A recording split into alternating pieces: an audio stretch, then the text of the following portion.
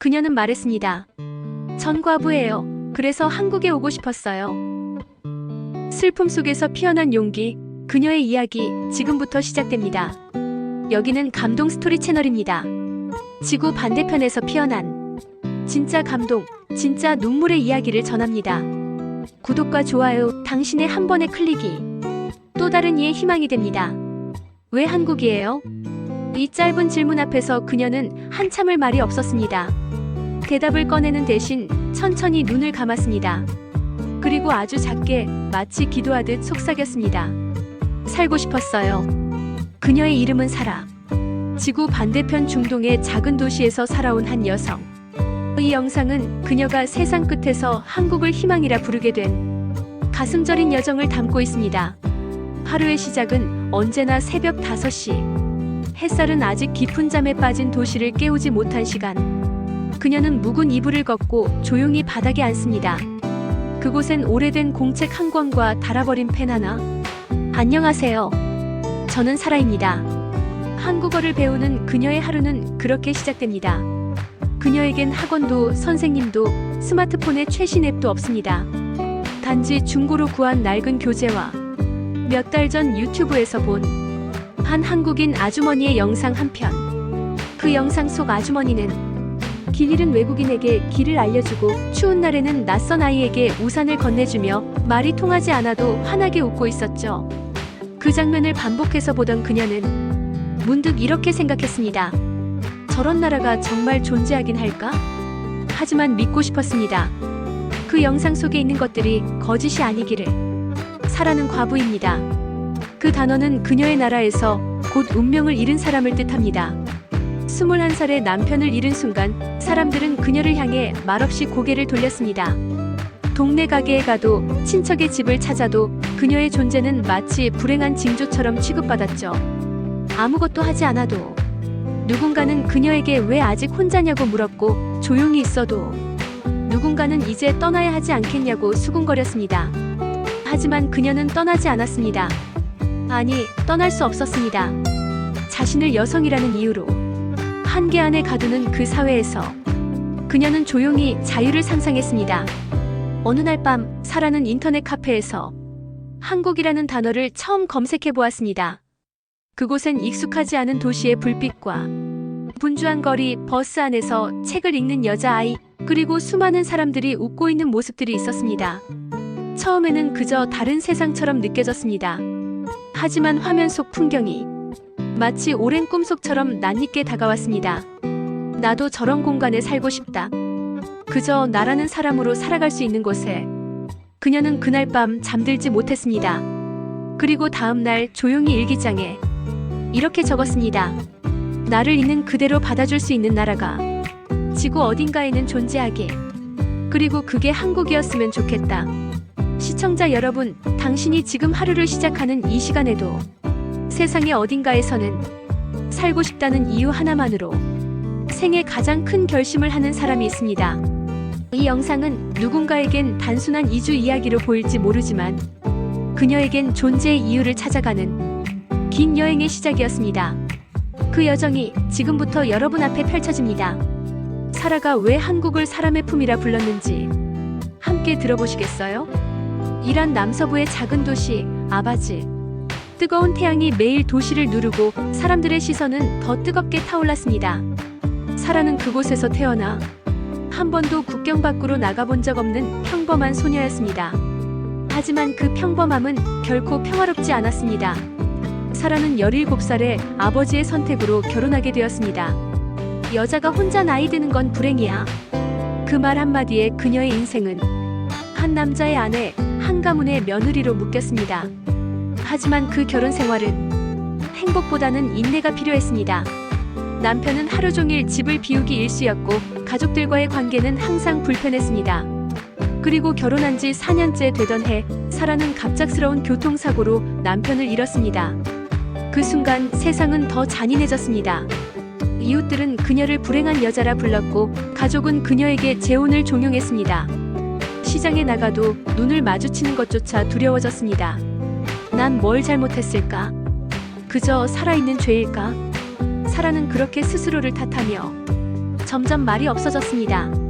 그러던 어느 날 밤, 우연히 친구가 보여준 스마트폰 속 영상 하나.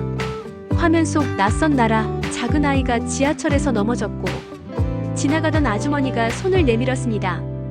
그리고 아이에게 웃으며 말합니다. 괜찮아. 울지 마. 이젠 내가 있잖아. 그 순간 사라는 말할 수 없는 전율을 느꼈습니다. 그녀는 영상을 수십 번 반복해봤습니다. 이게 한국이구나. 그때부터였습니다. 사라는 매일 밤 그 나라에 대해 알아가기 시작했습니다. 서울이라는 도시, 한글이라는 문자, 김치라는 음식, 그리고 따뜻한 사람들. 한국은 그녀의 눈엔 기적처럼 보였습니다. 그녀는 중고 서점을 찾아다니며 한국어 책을 수집했고 인터넷이 되는 카페를 찾아 무료 강의를 들으며 하나하나 적어갔습니다. 안녕하세요. 저는 사라입니다. 감사합니다. 괜찮아요. 그 짧은 단어들이 사라에게는 살아갈 이유가 되었습니다. 하지만 그녀가 처한 현실은 그 어떤 책보다 차가웠습니다. 여권을 신청하려고 했지만 미혼 여성에겐 특별한 허락이 필요했습니다. 가족들은 분노했고 누구도 그녀의 한국행을 이해하지 못했습니다. 거긴 내가 갈 수 있는 곳이 아니야. 환상에 속지 마. 부끄럽지도 않니? 그녀는 침묵했습니다. 하지만 마음은 점점 더 단단해졌습니다. 그래, 내 인생은 누구의 것이 아니라 나의 것이야. 그녀는 몰래 일을 하며 돈을 모았고 밤마다 일기장을 꺼내 나는 한국에 갈 거야. 나는 내 인생을 되찾을 거야. 그 문장을 반복해서 썼습니다. 그녀의 작은 방은 한국 지도, 단어 카드, 메모지로 가득 찼습니다. 침대맡에는 포기하지 마. 넌 가고 있어. 라고 적힌 쪽지가 붙어 있었죠. 그러던 어느 날 친구가 알려준 NGO 단체의 이메일을 통해 그녀는 지원서 하나를 작성합니다. 왜 한국에 가고 싶습니까? 그 질문 앞에서 사라는 한참을 펜을 들고 있었습니다. 그리고 아주 조심스럽게 한 문장을 적었습니다. 그 나라에서는 내가 사람일 수 있을 것 같아서요. 그녀의 진심은 그날 밤 조용히 메일로 전송되었습니다. 며칠 뒤 기적처럼 답장이 도착했습니다. We'd love to welcome you in Korea. 우리는 당신을 한국에 환영합니다. 사라는 손을 입에 가져다 대며 조용히 울었습니다. 단 한 번도 누군가에게 환영한다는 말을 들어본 적이 없던 그녀. 그 한 문장이 그녀를 세상으로 꺼내주었습니다. 출국 당일 그녀는 아무에게도 작별 인사를 하지 못했습니다. 공항까지 가는 길 작은 배낭 하나, 몇 장의 손글씨 메모, 그리고 품속에 꼭 쥔 작은 일기장. 그녀는 중얼거렸습니다. 사라야, 이제 시작이야. 진짜 너로 살아가는 첫날이야. 비행기 창밖으로 바라본 첫 새벽 하늘. 구름 사이로 떠오르는 태양이 마치 그녀의 내일처럼 서서히 빛나고 있었습니다. 그녀는 두 손을 모아 조용히 말했습니다. 고마워요. 그리고 제발 나를 받아주세요. 그녀의 여정은 그렇게 하늘을 가르며 희망의 땅으로 향하고 있었습니다. 어서 오세요. 그녀가 인천국제공항의 유리문을 처음 통과했을 때 들려온 목소리는 낯설면서도 부드러웠습니다. 공항의 공기는 어딘가 다르게 느껴졌습니다. 오랜 시간 동안 꿈속에서만 그리던 한국의 공기가 그녀의 피부 위를 스쳐 지나갔습니다. 사라는 무의식적으로 가슴을 조용히 손으로 눌렀습니다. 심장이 빠르게 뛰고 있었고 눈시울이 차오르는 걸 느꼈습니다. 그녀는 속으로 다짐했습니다. 여긴 이제 내 새로운 시작이야. 처음 한국 땅을 밟은 그날 그녀는 NGO에서 연결해준 다문화 지원센터를 찾아갔습니다. 짧은 영어와 서툰 한국어로 인사를 건네자 센터의 상담사는 미소를 지으며 이렇게 말했습니다. 천천히 해요. 우리는 당신을 기다릴 수 있어요. 그 말은 그녀를 다시 울게 만들었습니다. 그녀는 자신의 조국에선 기다려줄 사람이 없었기 때문이죠. 그날 그녀는 생전 처음 스스로를 환영받는 사람으로 느꼈습니다. 며칠 뒤 사라는 무료 한국어 수업에 등록하고 서울 외곽의 작은 기숙사 방에 입주하게 됩니다. 그 방은 좁고 허름했지만 그녀에겐 호텔보다 아름답게 느껴졌습니다. 벽에 한국어 단어장을 붙이고 문장 연습을 녹음해 들으며 하루하루를 보냈습니다. 매일 아침 거울 앞에 서서 이 문장을 연습했습니다. 안녕하세요. 저는 사라입니다. 한국에서 새로운 꿈을 꾸고 싶어요. 그녀는 이 문장을 1000번도 넘게 말했습니다. 시간이 흘러 사라는 자원봉사를 시작했습니다. 같은 중동 출신 난민 아이들에게 기초 한국어와 페르시아어를 가르치는 일. 처음엔 떨렸지만 아이들의 눈빛은 그녀를 따뜻하게 감싸주었습니다. 선생님은 왜 한국에 왔어요? 어느 날 한 아이가 묻자 사라는 조용히 미소 지으며 말했습니다. 살고 싶어서. 그냥 사람답게 숨쉬고 싶어서 왔어. 아이의 눈동자가 반짝였고 그날 사라는 진심으로 웃을 수 있었습니다. 그리고 그해 겨울, 사라에겐 생애 첫 진짜 겨울이 찾아왔습니다. 눈이 오는 날 그녀는 창밖을 바라보다가 눈송이가 떨어지는 모습을 보며 또 한 번 눈물을 흘렸습니다. 이렇게 하얀 세상이 내게도 오다니. 그녀는 두 손으로 눈을 받아보며 아주 작게 말했습니다. 이 눈 누군가의 축복 같아요. 얼마 지나지 않아 사라는 한국어 능력 시험에 도전했습니다. 첫 시험에서는 낙방했지만 포기하지 않았습니다.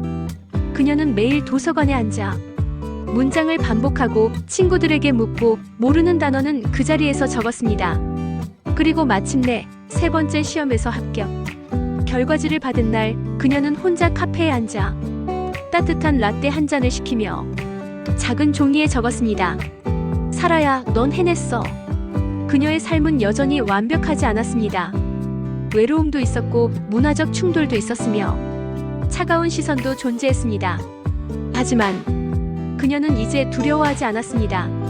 왜냐하면 그녀는 내가 선택한 나라, 내가 살아가고 싶은 곳에 자신의 두 발로 서 있었기 때문입니다. 어느 날 사라의 한국어 선생님이 이렇게 말했습니다. 당신은 꼭 책을 써야 해요. 당신의 이야기는 누군가에겐 희망이 될 거예요. 그 말에 사라는 눈을 떴습니다. 그리고 조용히 고개를 끄덕였습니다.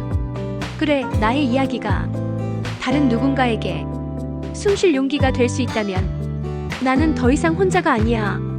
그녀는 이제 서울 근교의 작은 외국인 학교에서 아이들을 가르칩니다.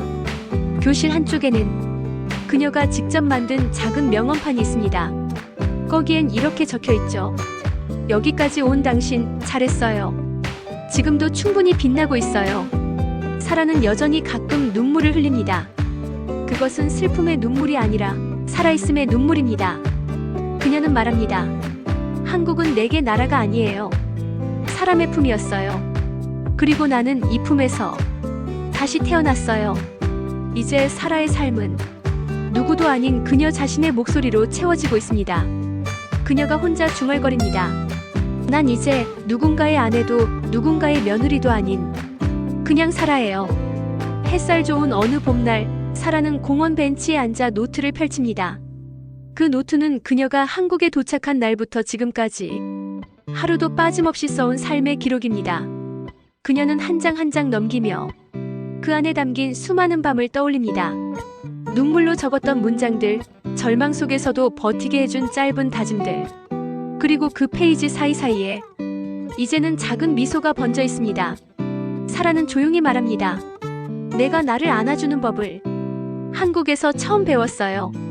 지금 그녀는 서울 외곽의 작은 마을 초등학교에서 다문화 가정 아이들에게 페르시아어와 한국어를 함께 가르치고 있습니다. 아이들은 그녀를 사라 선생님이라 부릅니다. 이따금 아이들이 싸울 때면 그녀는 조용히 웃으며 이렇게 말합니다. 우리말은 다 달라도 마음은 같을 수 있어요. 서로의 눈을 먼저 봐봐요. 그 말에 아이들은 어색한 눈빛을 나누고 작은 손을 맞잡습니다. 그 장면을 보며 사라는 혼잣말처럼 중얼거립니다. 그래, 나도 처음엔 그 눈을 보고 싶었어. 따뜻한 눈을. 사라는 이제 더 이상 숨지 않습니다. 그녀는 동네 카페에서 책을 읽고 시장에서는 사장님과 웃으며 인사를 나눕니다. 한국말 많이 늘었네요. 누군가 그렇게 말할 때면 그녀는 환하게 웃으며 대답합니다. 아직도 배우는 중이에요. 하지만 제 마음은 이미 한국어예요. 이따금 그녀는 이란에 남겨진 어머니에게 편지를 씁니다. 엄마, 이젠 저를 미안해하지 않으셔도 돼요. 딸은 여기서 잘 살고 있어요. 당당하게, 그리고 행복하게. 어머니는 아직 답장을 보내지 않았습니다. 하지만 그녀는 매번 편지의 마지막을 이렇게 맺습니다. 엄마, 언젠가 제가 만든 이 작은 세상에 엄마도 초대할 수 있기를 바라요. 그땐 꼭 손잡고 공원 걸어요. 그녀는 여전히 혼자입니다. 하지만 더 이상 외롭지 않습니다. 그녀의 곁에는 같은 꿈을 꾸는 이주 여성들, 새로운 기회를 향해 나아가는 친구들, 그리고 그녀의 이야기를 응원해주는 수많은 이들이 있습니다. 그녀는 알고 있습니다. 자신의 한 발짝이 누군가의 희망이 될 수 있다는 것을. 그리고 지금 이 순간 당신이 이 영상을 보고 있다는 사실도 그녀에겐 작은 기적입니다. 내 이야기를 들어준 당신 정말 고마워요. 당신 덕분에 나는 더 이상 과거가 아니에요. 나는 지금 여기서 살고 있어요. 그녀는 조용히 카메라를 향해 고개를 숙입니다. 눈물이 고인 눈으로 따뜻한 미소를 지으며 말합니다. 살고 싶었어요.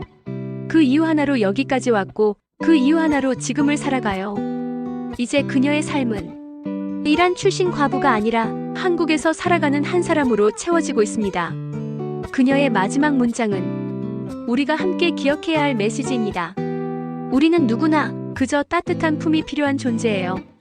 그리고 그 품을 누군가에게 나눠줄 수 있는 사람이 바로 당신일지도 몰라요.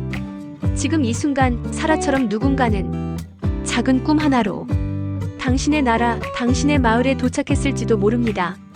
그들에게 따뜻한 말 한마디, 따뜻한 눈빛 하나를 건네보세요. 그 작은 행동이 누군가의 인생 전체를 바꾸는 진짜 감동이 될 수 있습니다. 이 영상이 당신의 마음에 작은 떨림이 되었다면 지금 구독 버튼을 눌러주세요. 세상 어딘가 조용히 용기 내고 있는 사라 같은 이들이 당신의 응원이 필요합니다. 좋아요, 댓글 하나가 그들에게 당신은 혼자가 아니에요라는 신호가 될 수 있습니다. 우리의 다음 이야기도 누군가의 내일이 될 수 있습니다. 지금 구독하고 전 세계 감동의 사연을 함께 들어주세요. 구독은 사랑입니다. 고맙습니다.